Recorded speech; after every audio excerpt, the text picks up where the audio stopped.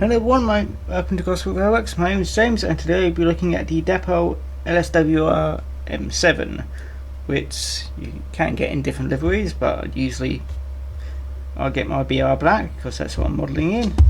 But I'll tell you that after I tell you about the product code, which is, make sure it's in focus, there we go. It is 2S-016-003, the M7 tank engine, which should say this is actually a replacement sticker, but never mind, in BR later crest, which is what it is. Running number, which doesn't say in the box, is 30253. And what else you get in the box? Well, first of all, you get the instruction sheet. It is luckily just a single side and just tells you installing couplers and all that other lot, and also where to apply lubricant. Anyway, what else is there? There is some, this is for the detail pack, that is. I think all the details just have different types of couplings. Yes, which isn't really much for detail, but it gives you different options what to stick on the ends. These are NEM pockets, so easy to take out. It's not DCC compatible, and let's have a look at see how heavy it is. So I know that's something which I have been worried about. It's zeroed out, and it is 25.1 grams, which is so far my lightest engine which I've checked so far. I have got a Terrier which I haven't checked yet, but I'll be doing a review of that at some point. But yes, what can I tell you about this model? Well, first of all, I need to clean it a little bit, but yes, it has got pickups. I definitely know it's got pickups on the drive wheels, but if you look closely, it does look closely, and also try and focus, it does look like it's got pickups on these rear wheels, which is very strange and also useful if it is. It looks like there's a little pickup from the wheels just behind the steps. So yes. There's some brake, I think that's brake rodding. You do get a good look at the gears underneath, which isn't actually prototypical on the M7, but it's easy to lubricate if you need to. Not really much detail to say scream about, because yeah, the coals are rather plain looking plastic. Probably give as much space as possible, and I can't remember what they're called now. Handrails, that's it. Handrails are in places where they're meant to be. You've got the valve, the vacuum pump on the front and on the behind. If you wanted to make this for push-pull fitted, you do need to extend it a little bit. Make some in camera, but yeah, otherwise the main detail is that the livery is quite nicely painted on, or I think it's painted on either way. It does say 2P just about above the running number, probably better on that side. Yes, it's slightly better on that side, which is the BR classification for how powerful this locomotive is. But yeah, it does come in other liveries. I think it does come in a later LSWR green, which I've only seen once on eBay. It does come in Southern green, also only seen once on eBay. That's Southern olive green, that is. Then there's Malachite green, which I think there is one on eBay for that currently with that. I think BR Sunshine, not BR Southern Sunshine for wartime. I think. I'm not too sure of that one. I don't remember seeing that one. And then there's the BR late and early crests. And I think that's it really. Anyway, let's get this onto the layout, onto the turntable I mean first, and we'll see it from all other angles, and I'll tell you a bit more about the locomotive.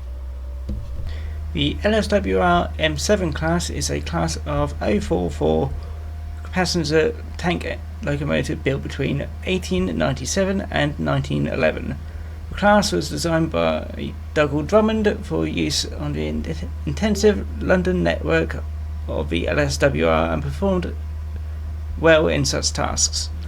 Because of their utility, 105 were built, and the class went through 7 modifications over 5 production batches.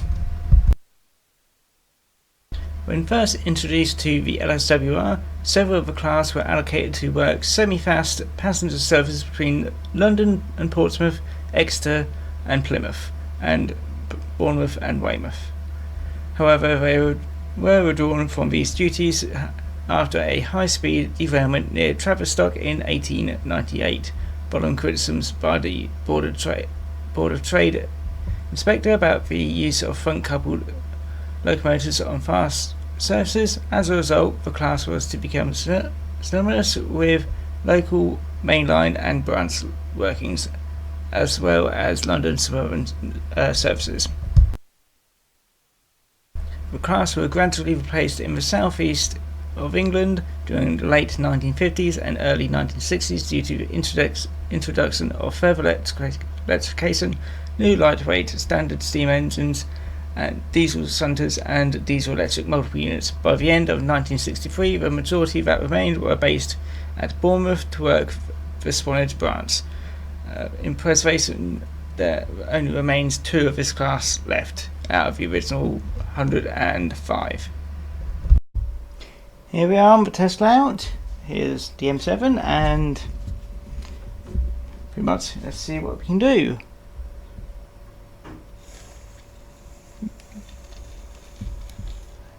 Ooh, bits. So I'm not sure if it has got pickups on them back wheels, but seems to be doing alright now. It might just got slightly stalled on that point.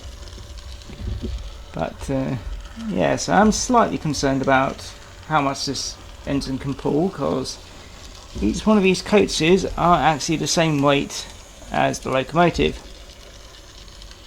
But so far, it doesn't seem to be having much issues, just going around on our own.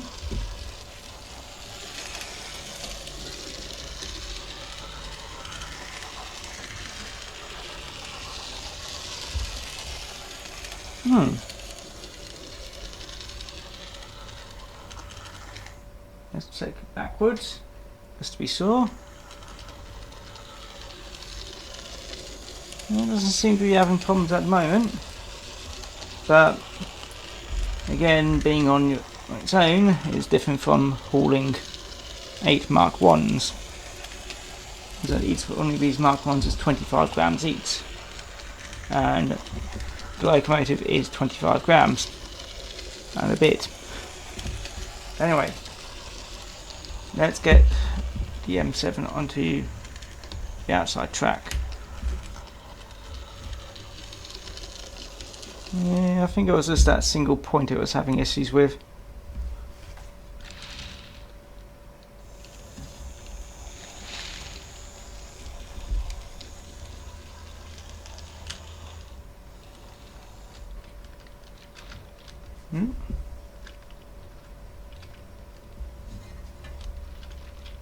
There we go. Alright. Here comes the moment of truth. There's a fair bit. Ooh. So it was a fair bit of wheel slip, but we uncoupled instead. And now I can't get the damn thing back on the track.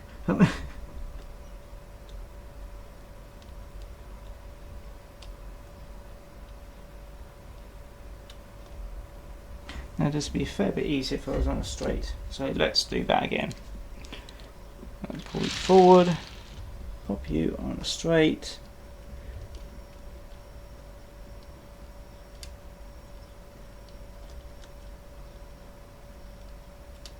There we go. It's a bit fiddly, these things. It's a bit backwards. That's forwards, thank you. Run all the way around.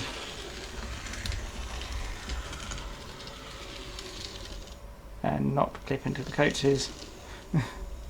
Right.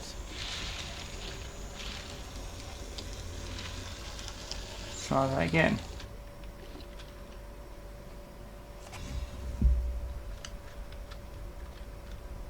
I'll have a quick look at that.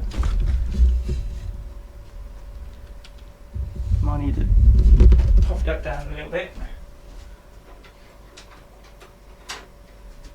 Always a problem between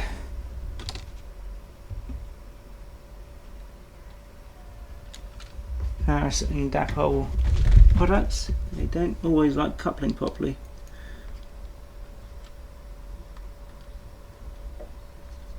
What we'll have to do, may come uncoupled again, but let's have a go. Yeah, it's not even coupling properly.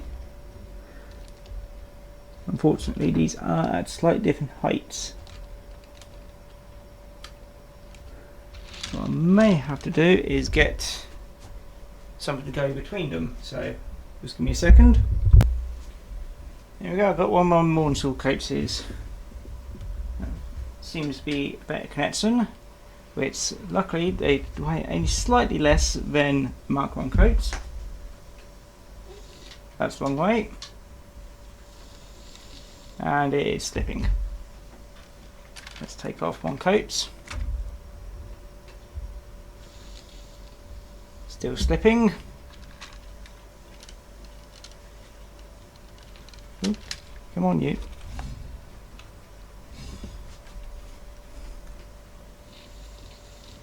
It's getting there, but it is slipping a fair amount. And it's still uncoupled. It's not looking good for this, is it? Give me a sec, I'll see if I can do something about it. There we go. Luckily I have nearly as many Mornsall coaches as I have BR Mark 1s. So there we go.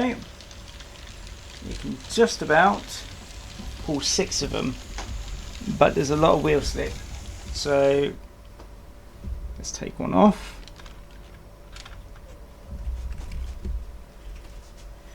Put that back in there. And let's have another go. No, that's still a fair bit of wheel slip.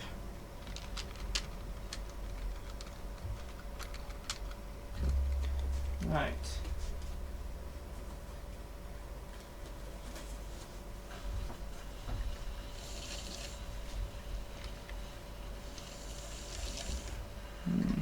Might just be that location. Or because it slid off. Let's try putting it back on first.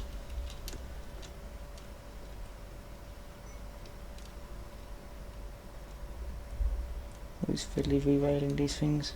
There we go. Put you a bit forward. Ah, that's why. Somehow it derailed itself.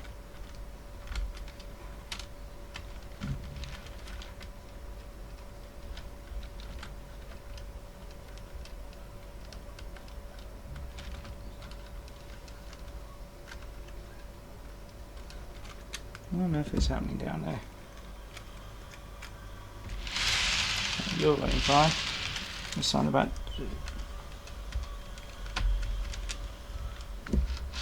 that's better. One works.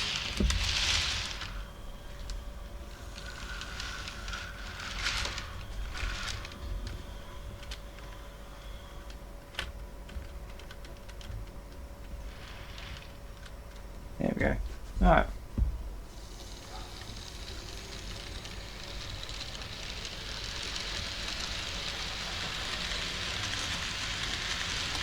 I would say it's probably the most.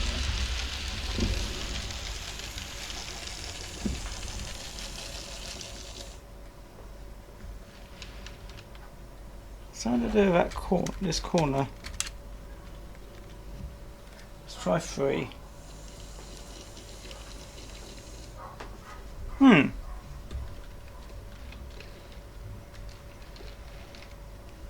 It's all on. Don't know why it's having issues. Get up the speed.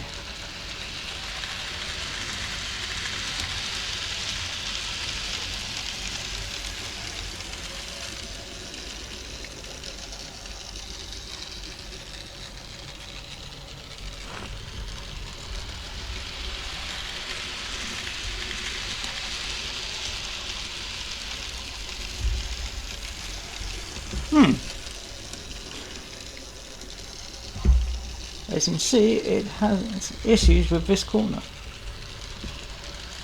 It might be slightly lower down.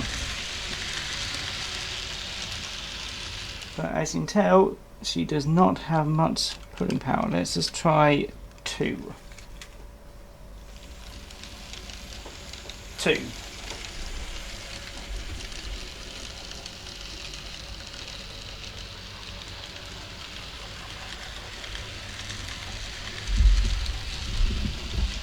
I'd say that's pretty much it, really.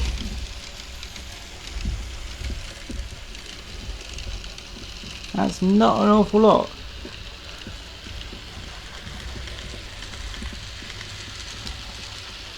It may just be that somehow this isn't all that level, which wouldn't surprise me.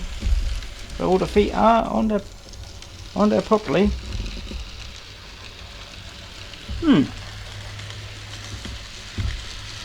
Pass. It will remain a mystery. You might be able to get away with 3, but if you're doing any kind of undulations, however slight, you're limited to 2 coaxes, which is twice its weight.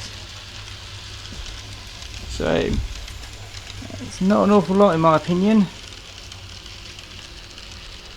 You could probably improve it by adding extra weight to the locomotive just to give it a bit more traction. I'm not sure where you're meant to hide it though, because remember this isn't DCC ready either, so you'll have to put a DCC controller as well if you want one.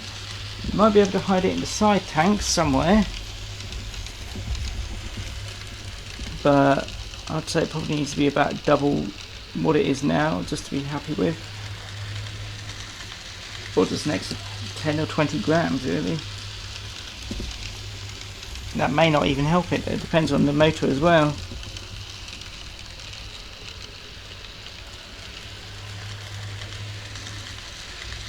But it's still a lovely little engine, and if you don't mind putting around just what could be just classed as a 2 set for Southern Railway, and there's that bit of fluff again.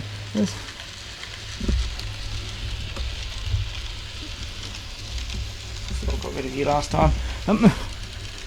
But yeah, how much did this cost me? It actually traded a different locomotive for it, so it's a bit difficult to tell. But you can get this probably about 60 odd on eBay. That's the rough asking price I've seen, which isn't too bad really for a little engine. Just beware that you won't be pulling all that much with it. Anyway, this has been James from Gosport, and I hope you enjoyed the video. So I'll see you again next time. Bye bye now. And actually, close off with a close up of the locomotive. So just a sec. There we go. So may not be able to pull that much, but it's still a charming little engine. Anyway, see you again next time, everyone. Bye bye now.